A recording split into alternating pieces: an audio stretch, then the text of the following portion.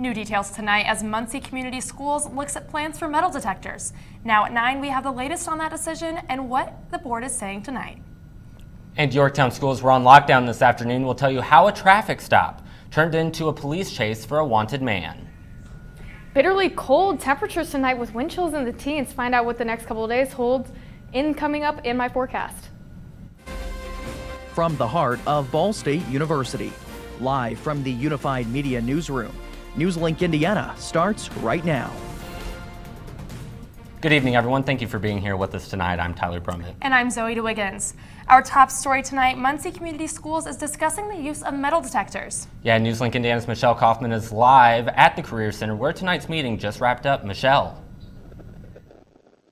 Tyler and Zoe, tonight was the second read-through of the proposed MCS metal detector policy. And tonight's conversation really focused on the definition of reasonable suspicion. MCS has already decided they will not randomly search students with the detectors, but only in those cases of reasonable suspicion. Now, a few board members had questions about what exactly that meant, so the board decided to take some time to revise and clarify their policy and then talk about it again at the next meeting later this month. Now, what officials do know is that training people on these detectors will take time. So once the policy is adopted and finalized, the devices won't go into use right away.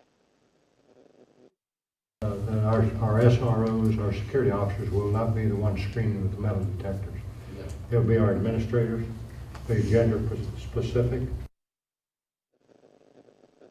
Videos will be used to train those school administrators on how to use the metal detectors, and the goal is to have 2 male and 2 female administrators in each school that know how to use the devices. Now, I did talk to the chief of security for MCS a little bit ago, and he told me that it could be another 2 to 3 months before the devices are fully in place. Live in Muncie, Michelle Kaufman, NewsLink, Indiana. All right, Michelle, thank you. Michelle Kaufman, they're live tonight at the Career Center. Since the board plans to revise, the school board will meet again on November 27th. The man that caused a police chase and a lockdown at Yorktown schools today is finally found. According to the Yorktown Police Department, Dustin Smith was pulled over because his license plate was registered to a different vehicle. A high-speed chase ensued until Smith eventually ran from the vehicle near the Pizza King on Tiger Drive. He ran away until police arrested him this evening. Now transitioning to weather, I have heard that it's going to be a little chilly and that's not really going to let up. Yeah, I'm not a big fan of the cold. I do want some snow. Morgan Strackbine, please tell us that those cold temperatures are on their way out. Yes, thank you, Tyler and Zoe. Unfortunately, I can't really give you those good news because tonight, if you've been out recently, it's really cold out there right now. All around the state, we are seeing mid to upper 20s, but 20 degrees right now in Lafayette, and that's heading towards us tonight. Right now, the 24-hour temperature change, we're seeing a lot of variation. Minus 13 in Indianapolis and 15-degree change down in Bloomington. Now we're going to be very cold overnight, and we can see that in our 12 hours temperatures. 22 by in the morning, a lot of bitter cold air moving into the morning, so be mindful on that, and I'll have the rest of my forecast coming up in the full weather, so stay tuned for that. All right, Morgan, thank you. A Ball State fraternity is partnering with a nonprofit organization, all to bring awareness for individuals dealing with homelessness. NewsLink's Katie McDonald is live in the newsroom to talk about how the fraternity hopes to make a difference. Katie? Tyler and Zoe, good evening. Ball State Phi Beta Sigma Fraternity Incorporated is hosting its annual event, the Sigma Sleep Out, for the homeless philanthropy.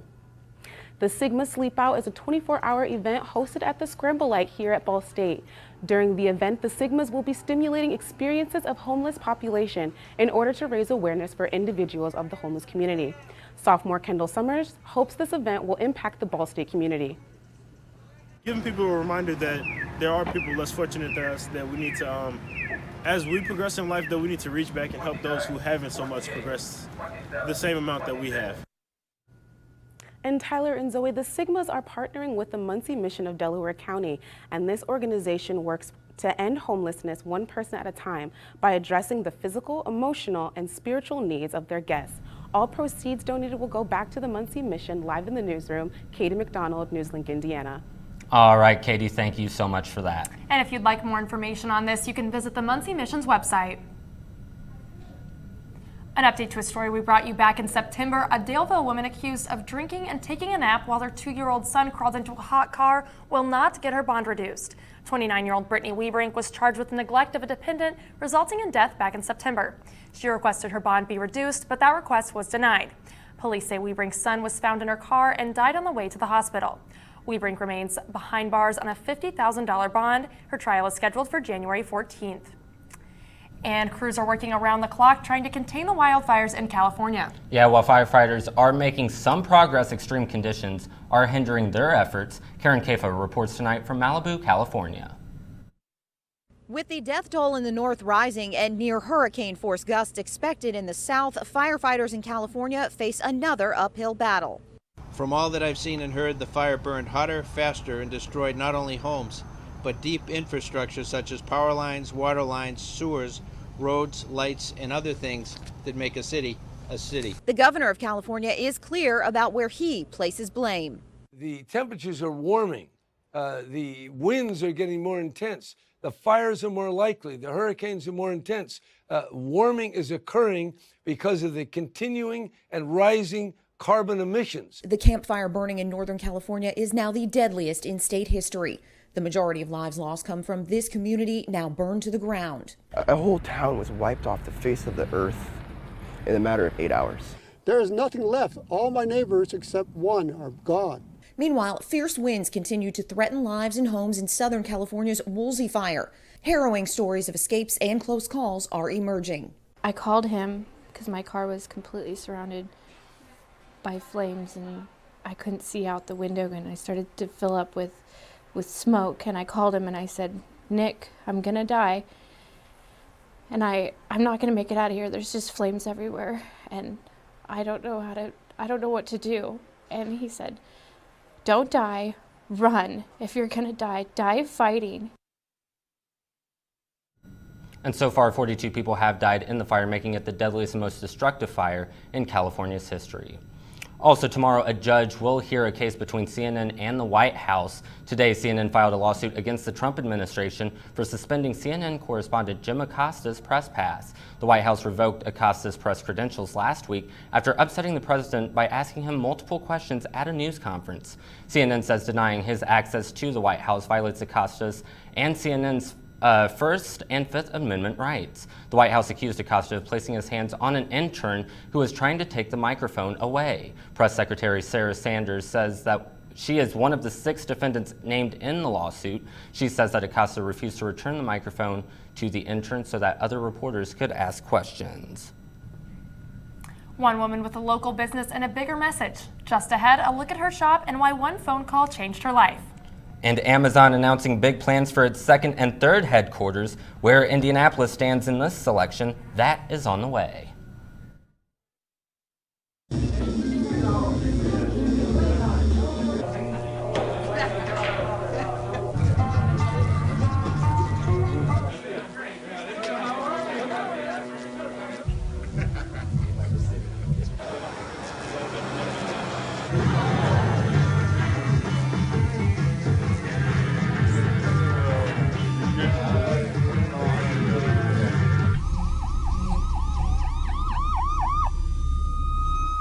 No more, he didn't mean it.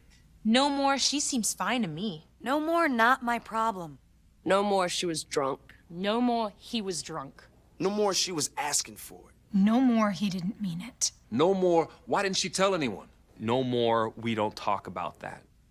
No more bystanding. No more ignorance. No more excuses. No more.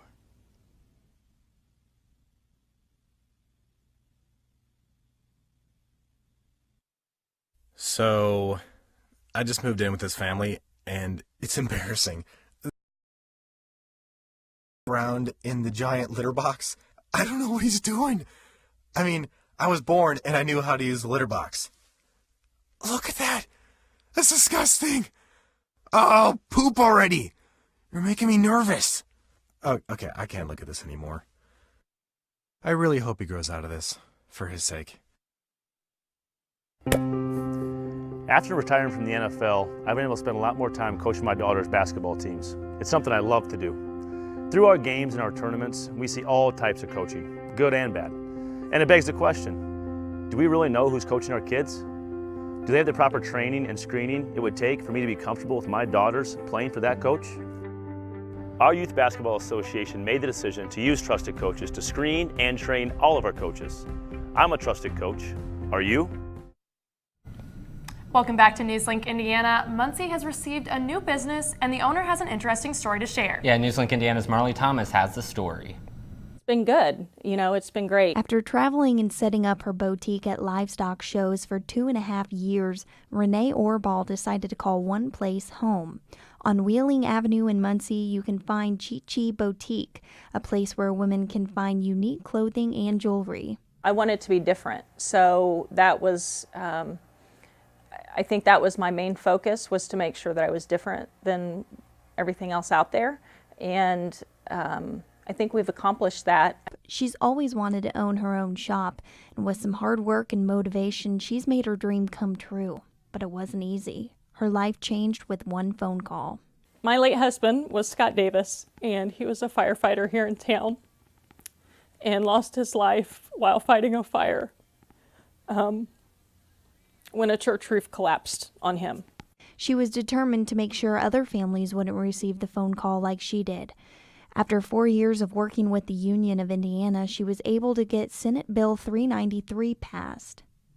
It notifies firefighters before they go into a building what kind of structure they're entering. Orball says it's crucial for firefighters to know what type of building they'll be entering. They also should have every bit of knowledge they can before they walk into the structure. It's a hard story for a lot of people to hear, but we've kept moving forward, and kept living life, and that's the story that I want people to understand about what we've done as a family. In Muncie, Marley Thomas, NewsLink, Indiana. If you're looking to make a trip to Chi Chi's Boutique, the store is open Tuesday through Saturday from 10 a.m. to 6 p.m. Well, Amazon has finally made their decision for the location of their new headquarters, and Zoe, it's not good news for Indianapolis. Yeah, Tyler, you may remember Indianapolis was named as a finalist for the HQ2 site. The Wall Street Journal reported that Amazon has picked New York's Long Island City and Crystal City in Virginia to split duty for HQ2. Senior Vice President Jay Carney says he's excited to see what's to come for the company. Splitting that second headquarters into two, so essentially a second and a third headquarters, made the most sense, with a floor of 25,000 jobs in New York City and 25,000 in Northern Virginia, which is right outside Washington, D.C. That way we can have even greater success in attracting the best. Amazon says hiring for the new offices is scheduled to begin in 2019. And also in more business news, Walmart is planning on hiring more military spouses. It's all a part of a new program the retailer is calling the Military Spouse Connection. The goal is to give hiring preference to those married to active military personnel. Walmart says military spouses are unsung heroes, and the company wants to honor them and help them find a job. The company says that they have hired more than 212,000 veterans, since starting a similar program for returning military members. All right, and Morgan, I understand that we have more cold temperatures on the way. What do we have coming up in weather? Yes, we do have some very cold temperatures. Right now you can see that wind chill graphic of right now. We're seeing 18, 13, even 12 over in Champaign as of current wind chill temperatures, but I will have the full forecast coming up after the break. For those who serve today and those who served before them, for those whose sacrifice will never end, the Gary Sinise Foundation shows its gratitude through entertainment, outreach, and life-changing support. We can never give enough, but we can always give a little more. Find out how you can donate at GarySiniseFoundation.org.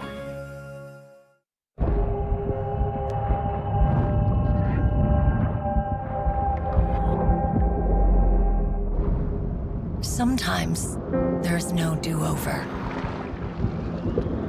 Some things you can't rewind. That's when an extra safety step could mean the difference between a close call and a call to 911. Simple steps save lives. Learn more at poolsafely.gov.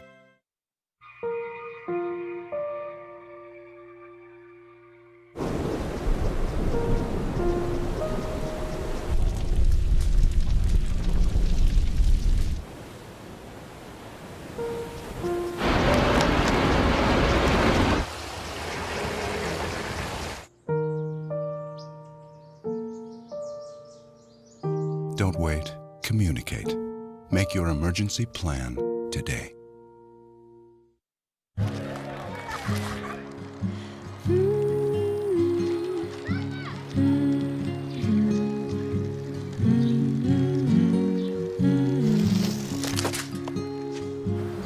Of all the things you've done with your bike, donating it to Goodwill may be the most incredible of all. Your donations help fund job placement and training for people in your community, which means your stuff can be more powerful than you think. Goodwill. Donate stuff, create jobs. And welcome back to NewsLink Indiana. Now, one thing that was obvious with today's weather is that it was cold out there. It wasn't anything like what we saw a few weeks ago. Definitely a lot colder out there today. It's pretty chilly, and I think it is definitely safe to say that winter has arrived. Yeah, I know. We have to get definitely used to these colder temperatures because they don't seem like they're going away anytime soon, at least. But we're going to kick it over to our current temperatures, especially here in Muncie, where we are seeing very cold conditions, 28 right now. But that wind chill is feeling like 20 degrees with that west-northwest wind coming from 8 miles per hour. So definitely cold. If you're going out right now, you need that heavy jacket. You're going to want it because it's going to be very cold. And that's going to be the story for the next couple of days. Right now, all around Indiana, we're feeling all those cold temperatures. 26 up in Kokomo, 24 down in Terre Haute, and 23 down in Bloomington. Now a lot of bitter temperatures all around. And then tonight, we're going to be dropping down to our low of 20. Now with this low and this northwest wind from 5 to 10 miles per hour, we're going to be expecting that wind chill to go down into the teens. And now you might not be out tonight overnight, but you need to think about, early morning hours where you're going to be commuting into tomorrow morning. It's going to be very cold, 23 degrees by 8 a.m. Clear conditions. So with these clear conditions, you're going to expect those bitter temperatures, and you're going to want those hats, scarves, gloves, anything to keep yourself warm as you're going to be outside. We're just going to be getting just slightly up to the mid 30s for tomorrow for our high, and those clouds are going to be moving by 5 p.m. And it's going to be a nice dry day for tomorrow, but our big story is going to be on Thursday. We have a system moving in on Thursday morning. We can see this mix of snow and freezing precipitation. Now we are on that line, and we're going to be tracking that for the next couple of days for you. But going in throughout the day, you can see there's going to be more prominent freezing rain into the snow later on into the evening, and then playing out for the rest of that, it's just going to be on and off snow showers for the rest of that day on Thursday into Friday morning, where we're going to be drier. Now with this snow accumulation, we are expecting maybe an inch around here. Now you can see Muncie is just right on that boundary between 1 to 2 inches and a half and an inch.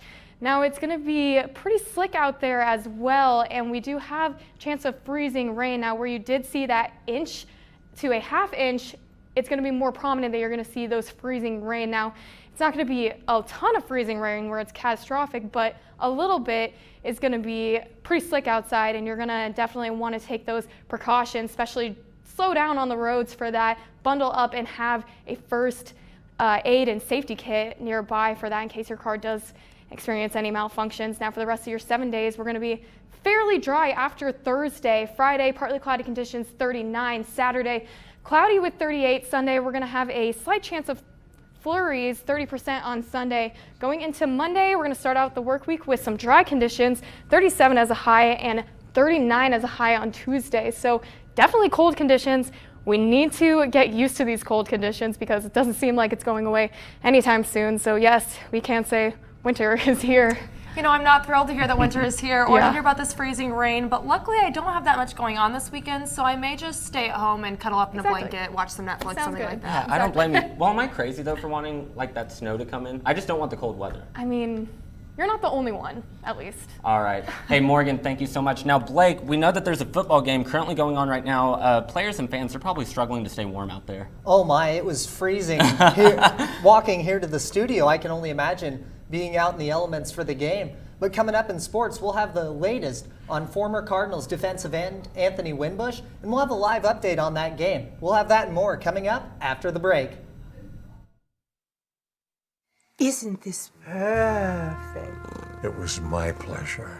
May I? Adam, I can't thank you enough for saving me from that sweepstakes scam. I could have lost everything. It was a classic cat and mouse game. Remember, you never have to pay to play. You're my hero. Oh.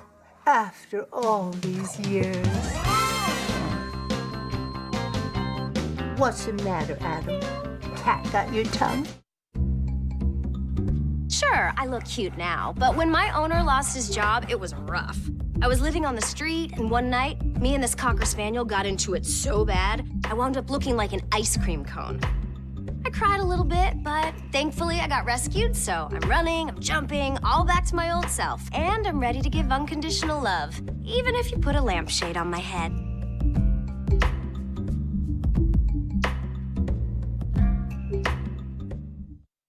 I'm a teacher. Let me tell you what I make. I make learning a privilege, not a chore, and frustration a tool, not an obstacle. I make working hard seem easy and giving up impossible. I make an old subject feel like a fresh thought and unconventional methods common. I'm a teacher. I make more.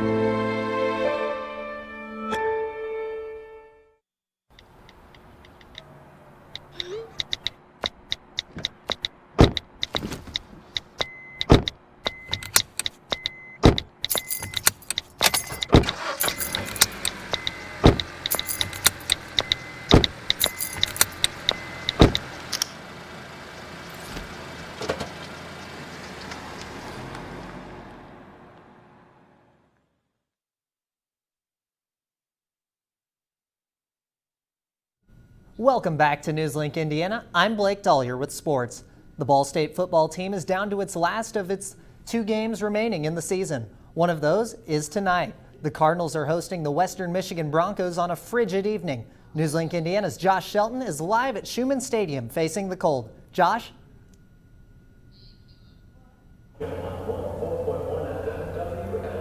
Hey Blake, yeah, it is really cold out here, but the game has been red hot.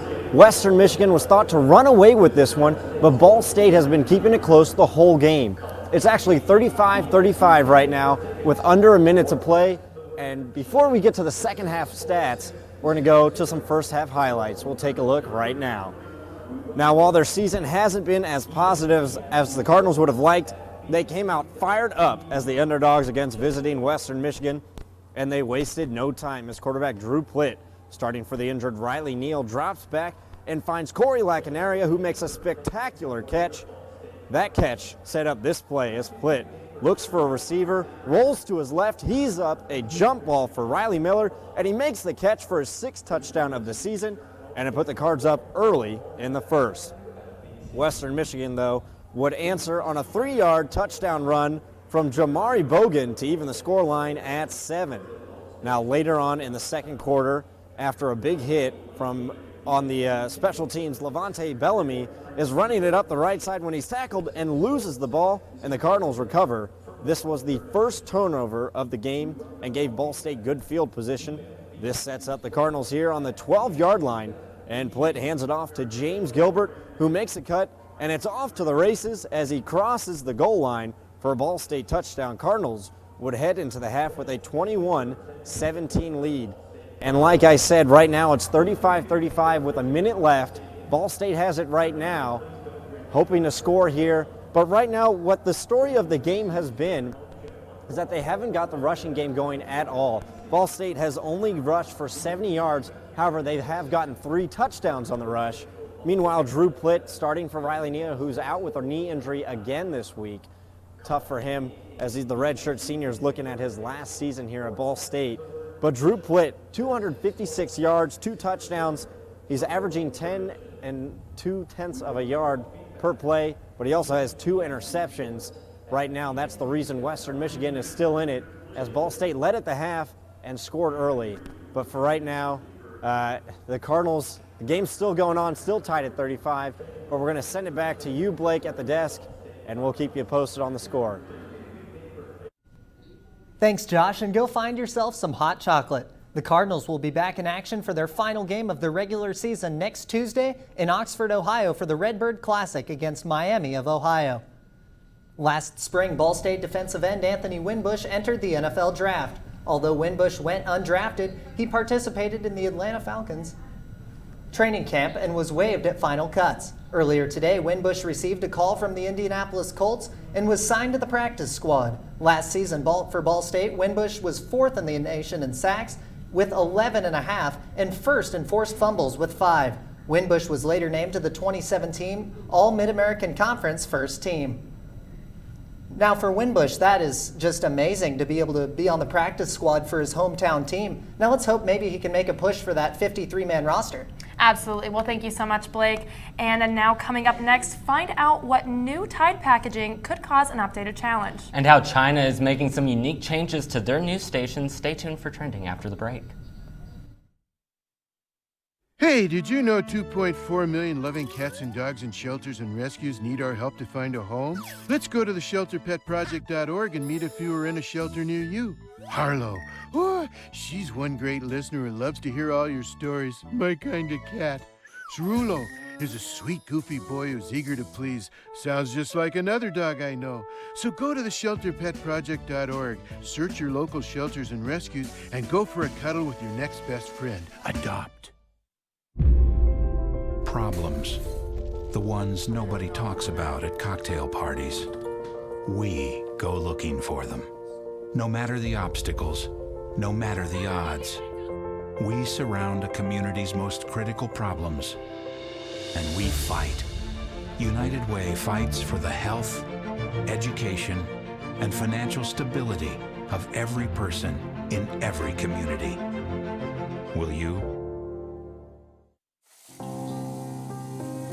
It doesn't take a scientist to cure hunger or a fancy economist to create safe housing. It takes imagination, creativity, sweat equity. And I think of kids going to school hungry. Hunger, homelessness. In this land of plenty, seriously? Come on, we could fix this. Help out, or don't. The choice is yours. Here's your sandwich, miss. Oh, thank you.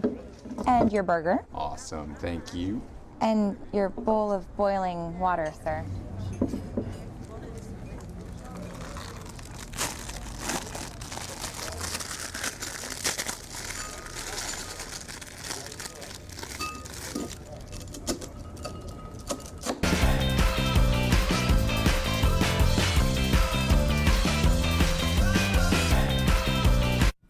And welcome back to NewsLink Indiana. Zoe, it is now time to take a look at what is trending. Yes, joining us now is NewsLink Indiana's Katie McLaughlin. Katie, what do you have for us? Yes, so I'm sure you both remember the Tide Pod epidemic. Now we might have another challenge to worry about. Tide recently released their packaging for their new Eco Box. This Eco Box uses less plastic and is more environmentally friendly to ship rather than regular bottles of detergent. As always, America was quick to give their feedback on social media. Almost immediately after the design was released, people noticed the uncanny resemblance to many boxed wines.